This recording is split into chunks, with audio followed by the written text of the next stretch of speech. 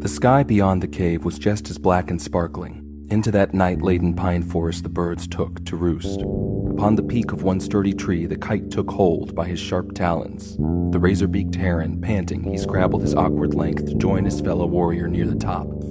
All my life never perched in so much as one treetop. Now look at me.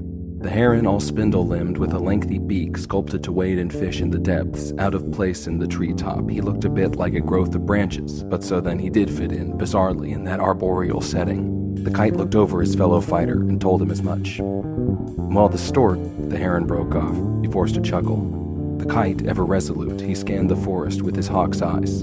"You feel no loss?" the heron said. "I feel," the kite began, but the wind washed over them then. The wind in its own waves and current, it came tumbling over the forest like a sudden river, and you could watch its course in the rustles and eddies of the treetops. Together the soldiers watched the river wash over the treetops. "I feel," said the kite, "like a kite." He screeched the fierce hawk cry, and he dove. The kite shot out into the night to hunt.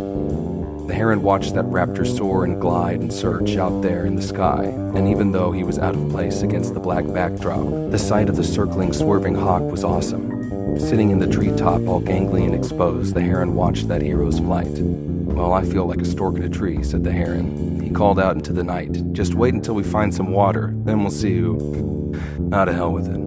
The heron hugged his knees to his chest, and he did his best to nestle his lengthy beak between those crooked legs. He hugged himself together as another rush of air rocked the treetops, and he remembered the stork with whom he'd had so much in common.